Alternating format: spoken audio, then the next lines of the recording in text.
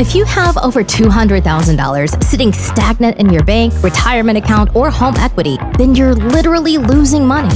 On this show, you learn how to get that money working for you consistently and conservatively. Learn to grow your nest egg with your host, Shawn Winslow. Let's dive in. Welcome back to another Multifamily Monday episode. I'm your host, Shawn Winslow, and this is the Multifamily Money Podcast. Welcome back, everybody, and welcome new listeners.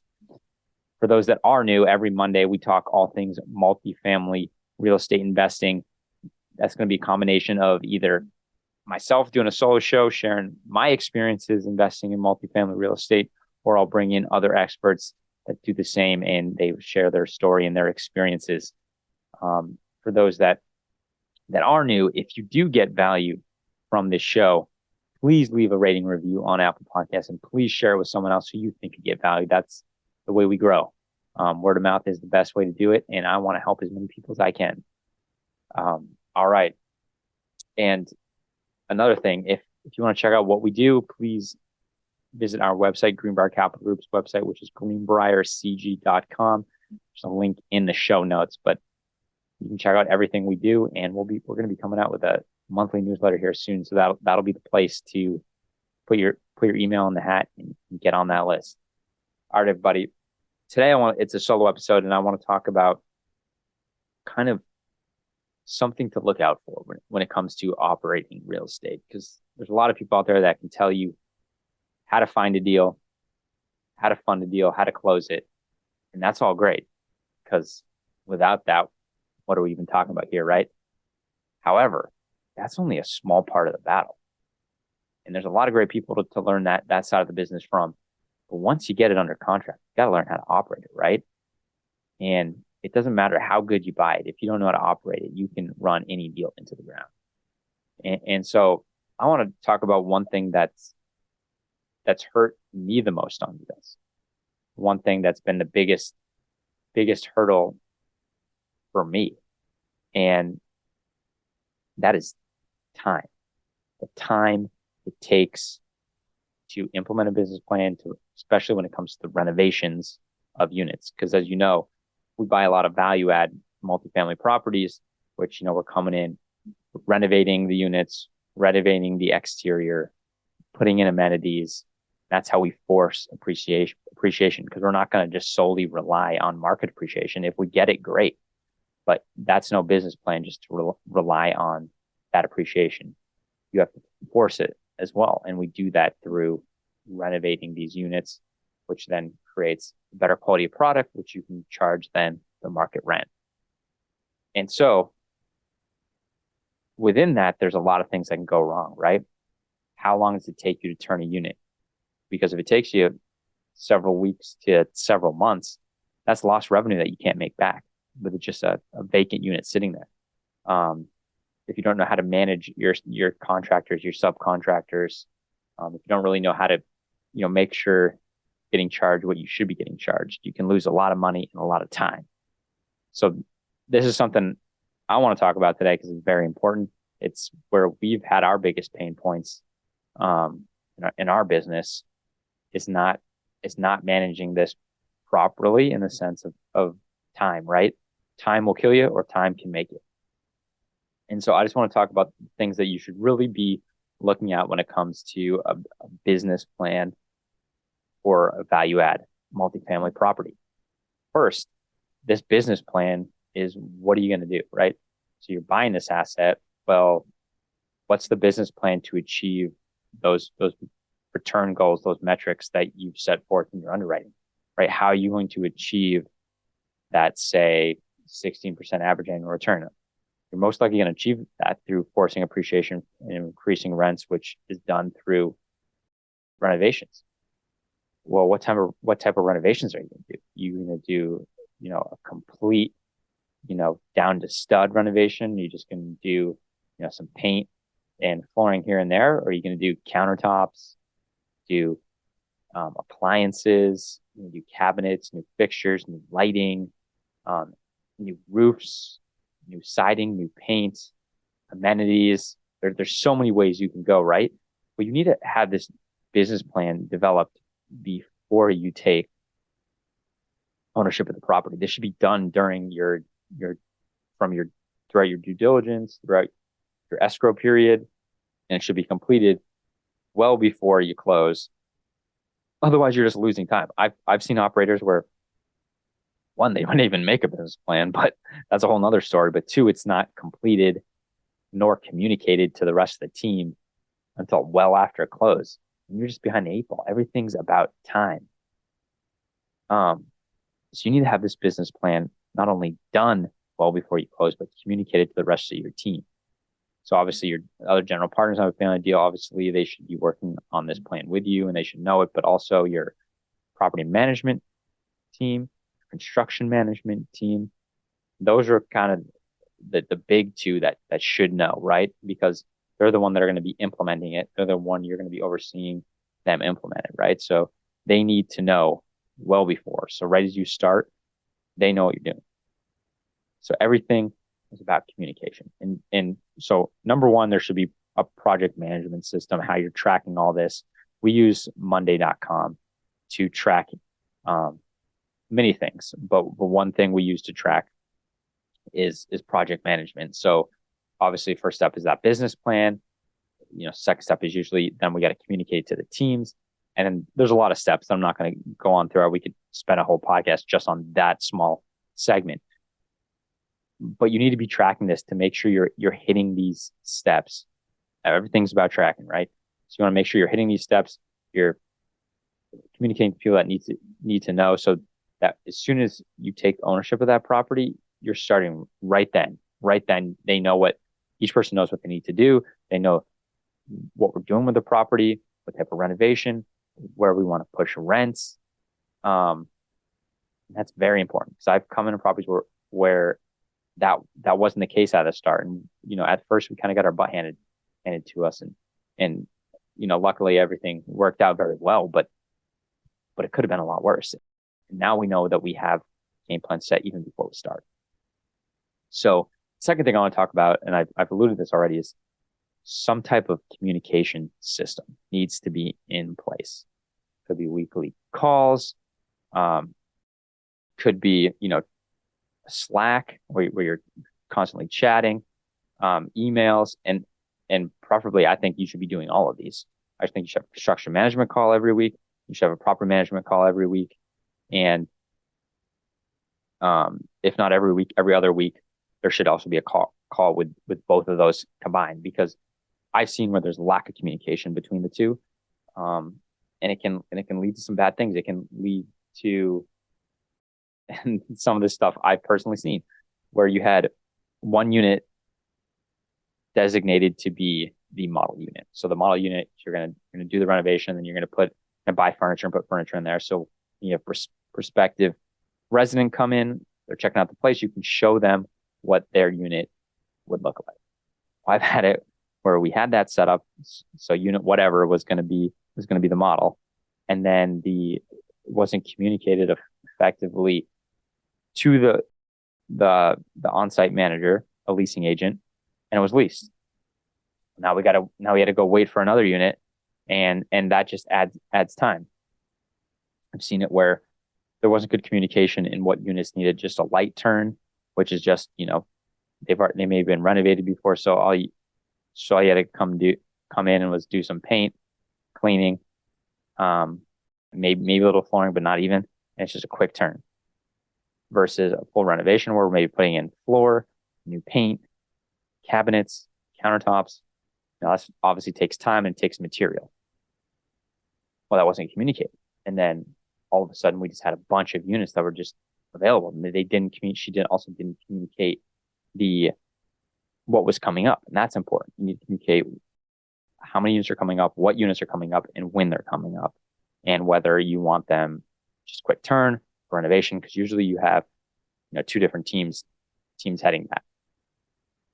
And so communication is, I cannot say it enough, communication. It's the most important thing.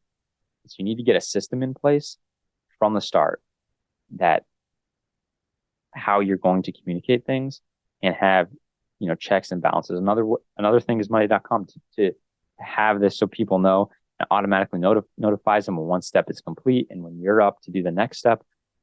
I can't recommend that enough. Okay, so number 3, supply chain management system. This is huge because the whole thing that I see issues with turning and renovating units on a value add deal, it comes to what I said before, is that time can kill you or it can make you, right? Big thing is the supply chain, especially in today's day and age where we're having a lot of supply chain issues, take months to get appliances. It's just not good, right? So one thing you need to do is where most people, as soon as the resident moves out of the unit, they come in and inspect and they see, what do we need to do is to full renovation or just a turn? If so, what items do we need? And then you place the order, and then you might not get that material for a few weeks or maybe even months. And then you come in, do the renovation, and then you lease it. And by that happens, it could weeks, months, and that's just lost revenue. So what you need to do is as soon as the resident notifies you that they're not going to be renewing and moving out, usually they give, depending what the contract is in the States, 60 or 30 days. You go in that day, and most likely the next day, because you got to give them notification that you're gonna come in their unit. But you know what I mean. As soon as you can get into that unit, you go in, and then you're looking. Does this need to be a quick turn, a renovation? Okay, what materials do we need? And then you order those materials immediately. So then the time that they move out, you already have your team ready to go in there right then, clean, renovate. And the goal is, we have a goal of 72 hours. I'd like to get it to 42 hours and eventually 24. Once we get, the right team in place, I think that'll be more doable. We do occasionally hit 48, but 72 is the goal. And I think it would be awesome to get 24 hours one day. So then you could have it right the next day, listed and someone in soon, because turnover kills you, right? Because it's that time, right? And you got to think about it. One thing that could really hurt you, especially in a rising interest rate environment like now, is you buy a property, you're going to renovate it, you allocate a certain time, and then it takes longer than expected. And then when you go to maybe refi, it's a completely different landscape. Rates have gone way up. Banks are nervous. They're not giving you, high LTV. So then you're not really able to do that get that refi that you wanted, the cash out refi, at least not the amount that you wanted. It can completely change your business plan. So that's another way time can kill you. So it's about getting these things under control. And then another thing about control is having a quality control system. That's number 4, quality control system. So this is a system. You establish a system for inspecting and checking the work that is done, make sure it's up to your standards. And that's important too. And that should be happening as soon as they're done with the renovations, if not even like right before. And you want to go through, because I've seen a lot of times where you'll go through and maybe there's not a cover on a vent, or there's not a light switch cover, or something wasn't painted properly. Maybe fixtures on the cabinets are not on. Just these little things that can happen that you need to come in and check before they move in, because it's all about that resident experience too. It's also about time. You need to be on this. All right. And 5, I would say, this is kind of all I've been talking about, but like a risk management system. You need to identify the possible risks that could hurt you during this process and cause unrealized costs. And so it's really having a team to make sure that you're ready for anything that can happen, ready for anything that can come up, and really try to reduce that. So like could be supply chain risks, could be, labor risks. So what if someone can't come? Do you have a backup? What if, a maintenance guy, or maybe a plumber, maybe your floor installer, whatever it happens to be, do you have a backup? I like to have at least three of each. I know it's not always possible, but 3 quality vendors for each task. And so these are kind of the main things that I think is important when it comes to renovations in a value add deal. Because a value add deal, because time is everything. I even know individuals that start renovating on units when they're in due diligence, when they're in that escrow period before they even close. They know they're going to close. Now, obviously, don't do this if you're newer. This is if you've been doing it for a while, you have a good team in place, good systems in place, and you know where your debt's coming from, you know your equity's coming from, and then you get the seller to agree to it. Most of the time they will, because if you don't close, look, they got some free renovation, right? But like, the point is to that extent that time can kill you or make you.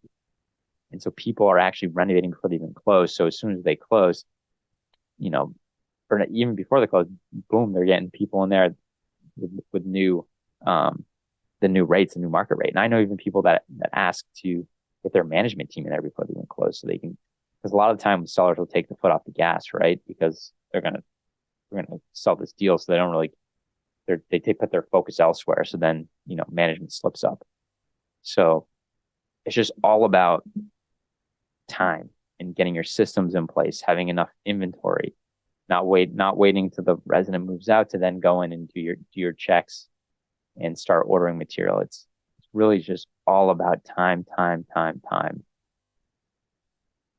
And then, having a system in place to communicate with the resident as well. So you want to make sure their entrance or their exit is smooth as possible, because after all, it's about their experience. We're here to make them have a place they love to call home and feel comfortable. All right, everybody. Well, thanks for tuning in. I hope you got some value out of this. It's just, I wanted to share something that, that we've had trouble with in the past, that I think is easy to run into. And that's just that you're not efficient with your time and your renovations and your communication to achieve that business plan efficiently and effectively. Because at the end of the day, everything falls to the top, right? So who's leading comes down to you. And it's important to establish how you want to communicate, your plan, and your systems from the very start. So yeah, I wanted to come on and share that, because I feel a lot of people to share how you can take down a deal, how you can find a deal, how you can take it down, but not how you should be operating. And so hope you got some value. And if you did, again, please share it with someone who else you get value from it. And as always, reach out if you ever have any questions, guys. And best way to connect, Instagram at Shawn Wins REI, or on LinkedIn, just search Shawn Winslow. And then again, check us out on greenbriercg.com. That's our website. As always, guys, easy doesn't pay well, and instant gratification is self-destructive. So not only get out there and work hard for your money, have your money work hard for you. And I'll catch you on the next one. Hey, this is Shawn Winslow. After being in the financial service industry for years and having candid conversations with good people just like you, I realized that so many of us are wanting an investment strategy that provides solid returns and consistent income without the bumps in the road. There's little known secret that your financial advisor doesn't want you to know. There is an investment out there that is less volatile and the returns are stronger. Get more details by going to greenbriercg.com and clicking on the free e-report. And by the way, if this show has provided you any value, then feel free to leave an honest written review and of course share it with a friend who needs it. See you next week for another great show.